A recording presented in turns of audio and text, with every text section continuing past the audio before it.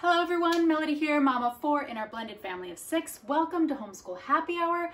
Thank you for joining us today. We are going to be getting a sneak peek into our curriculum plans for next year, our 9th grade year. And at the end of our video, if you stick around, I'll even be giving you a little bit of a peek at what we're planning to do for the summer leading into our 9th grade year.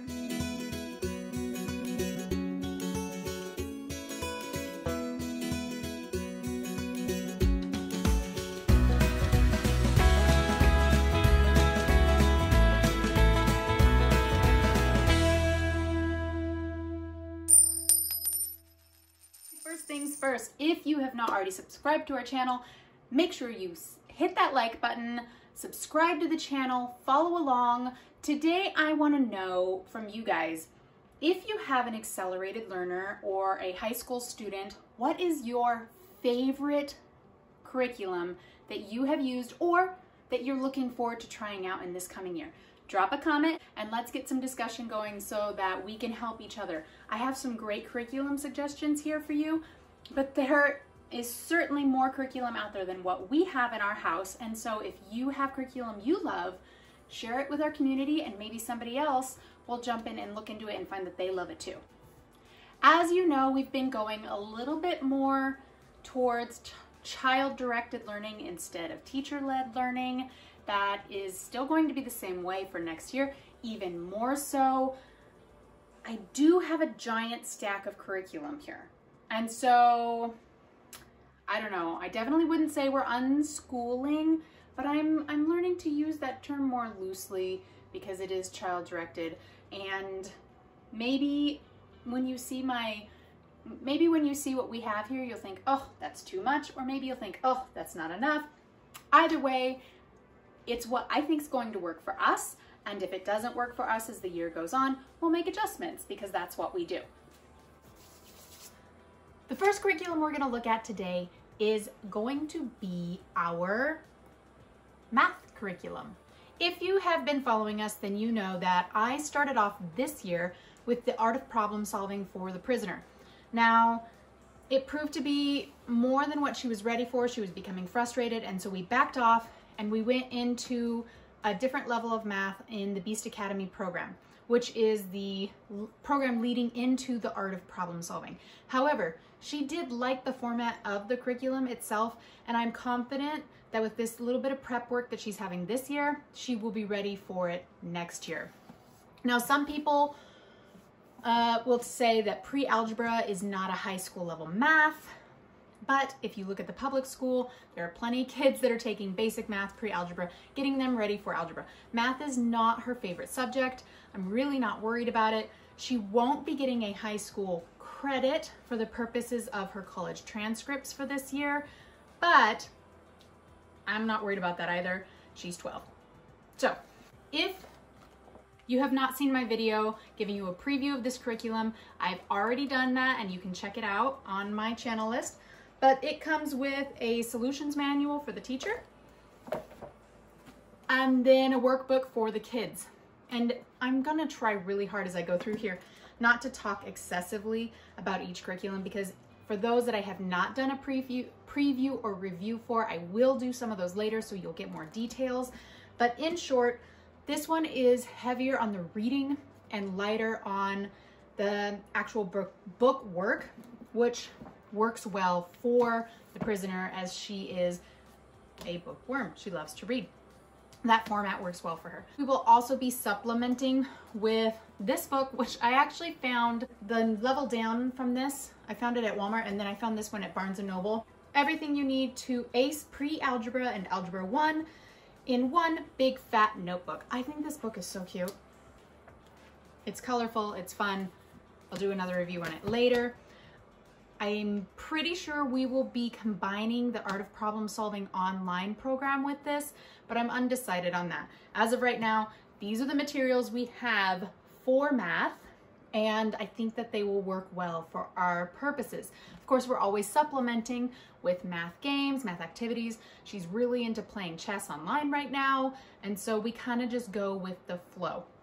As with any of this curriculum, we tweak and adjust as needed. She will be able to work through this at her own pace. All I ask is that she write down what she did so we can keep track of it, so that we can see how much time she spent on things to earn those credits. Our next subject, and if you haven't heard me say it yet, then that's just because you haven't been around for very long, but you'll hear me say it over and over again. English Language Arts and Lightning Literature is my favorite program of all time. I have used it with the girls since they were very little, and I intend to use it for the remainder of their at-home education experience because I love it. This next year will be our first year stepping into their high school curriculum, and it is a little bit different than the elementary and the junior high curriculum. I believe it was originally a high school curriculum, and then they created a junior high program, and then they created an elementary program, and they each are tweaked differently, which is perfect because, you know, ages and stages, kids are ready for different things. But in the high school curriculum, they don't have it by grade. They have a list, it's a pretty extensive list of different specific subject areas within the English Language Arts subject that you can choose from. And so what I did with the prisoner is I sat down with her, we talked about all the different options that Lightning Literature had for their high school program, and I let her choose which program they wanted. It does tell you on there the difficulty level. This is a good set for starting out. This one's more challenging. But I gave her the option of any of them because English Language Arts is her strength. I'm confident that she could do any of them without a problem. And to my surprise, she chose Shakespeare, Tragedy, and Sonnets, which was listed as the most difficult program within their high school program. And so, if it proves to be too difficult, no problem, we will set it aside. I'll have her choose something different. But for right now, she's really excited to do the Shakespeare tragedies. The packet is much smaller. It's just a stapled together some papers. It's very tiny for the teacher's guide. And I think that's because it's not asking you at this point to do as much hands-on from the teacher perspective. This is just kind of giving you the answers and stuff. Because they're high school students, they should be working more independently. And then there's the student workbook. In the Shakespearean tragedies, she will be reading 4 books. She will be reading Hamlet, Julius Caesar, King Lear, and Macbeth. If you're interested in more details on that, catch a more detailed preview that I'll give of this curriculum as the year gets closer. Also, to supplement the Lightning Literature, I will be adding in a cursive handwriting just to encourage those handwriting skills. She's capable of having nice handwriting. She just always isn't so interested in taking the time to do it. In my experience, Lightning Literature has provided everything we need for grammar and mechanics and writing, composition, reading, everything. I've been happy with that all in one. But when I look at it more closely later, if we need to add something different, we will. Do you guys have a favorite English Language Arts program? If you do, make sure you put it in that comment box in the bottom, like I said in the beginning, so you can share it with the rest of us. For foreign language, the prisoner has been working on both French and ASL. We have been working on our foreign language very casually through the elementary years. Now that she's entering her high school credits, we're going to really dig in more depth with her foreign language of choice. And so she has chosen to focus in more on American Sign Language as opposed to French. So we will be doing American Sign Language. Barron's book, we'll be starting with this book, getting us started with that, and then using YouTube videos to help work on that. If I feel like she needs more support, I might look into signing her up for some out-school classes or something along those lines. But for right now, I feel like this book, along with the YouTube videos, will work great for her initial American Sign Language classes. I will also be taking some sign language classes at the community college, and so we can hopefully work with each other and fill in gaps for each other and have an opportunity to practice at home.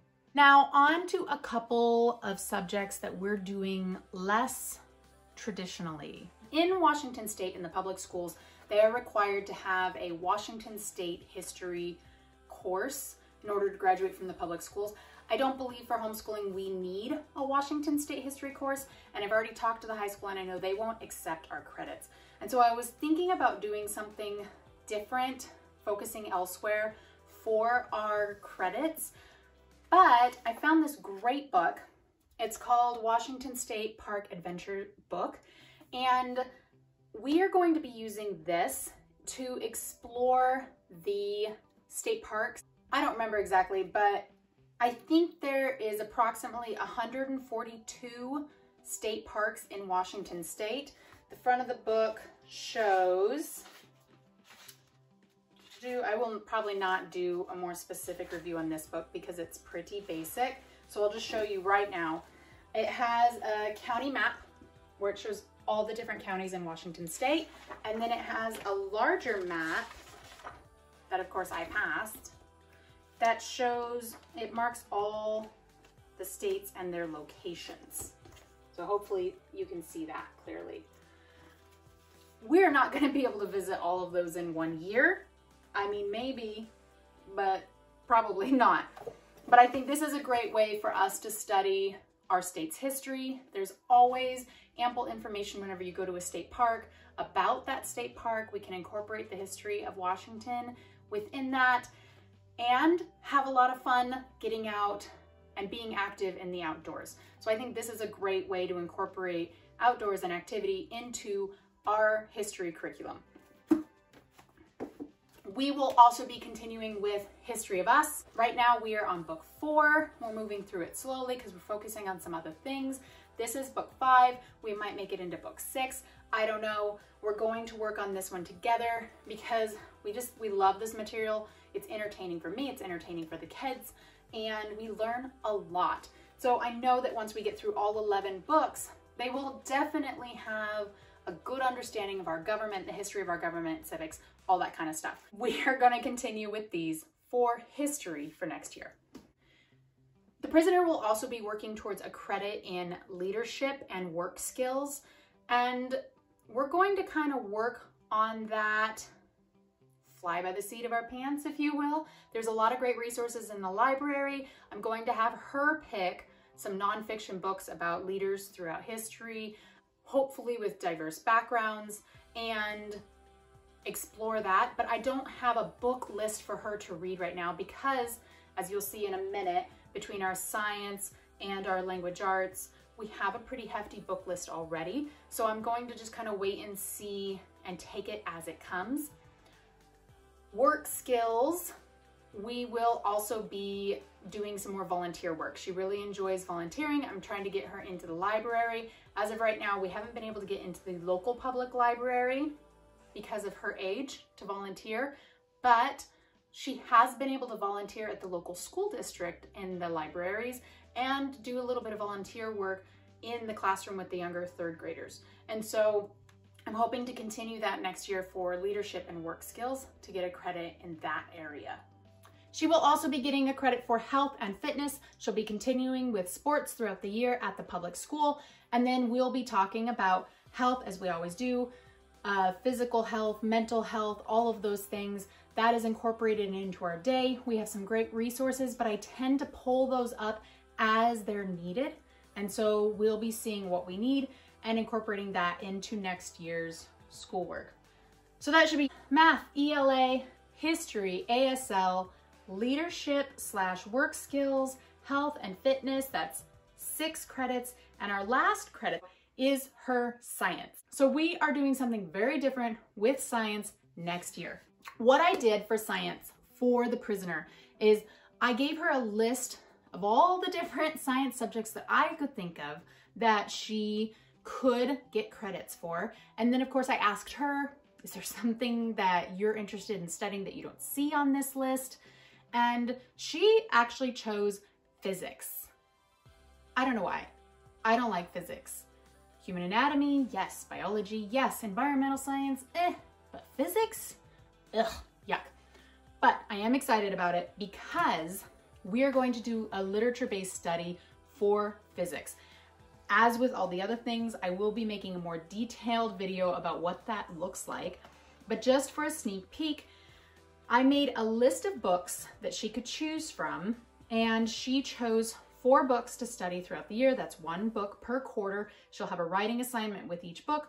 We'll have crash course videos to supplement because they have the physics crash course, and there's some videos on Discovery Plus and Disney Plus that are great to supplement this, and so we'll be looking at those as well. But we have this teeny tiny little book, Basic Physics for Beginners. For the Love of Physics by Walter Lewin. I should mention this one is by Daryl Asen. And a classic, A Brief History of Time by Stephen Hawking.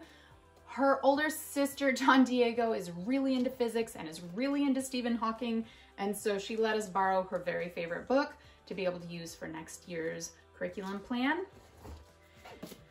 We have the physics book by Jim Al-Khalili. Oh, I think I might have messed that one up. But this one looks like a lot of fun. It's more colorful and this is more my style. But that is 1, 2, 3, 4 physics books. We have that combined with the Shakespearean tragedies that she will be reading and the other stuff we'll be reading. You can see this is very book intensive, very heavy on the books, which is what she loves. That's what she requested. It's what she wants to do. And so she's really excited to have gotten to choose her books and to be able to build on those. We will continue with the story of science that we will be working with Bean Bean as well. This is the next book in the series.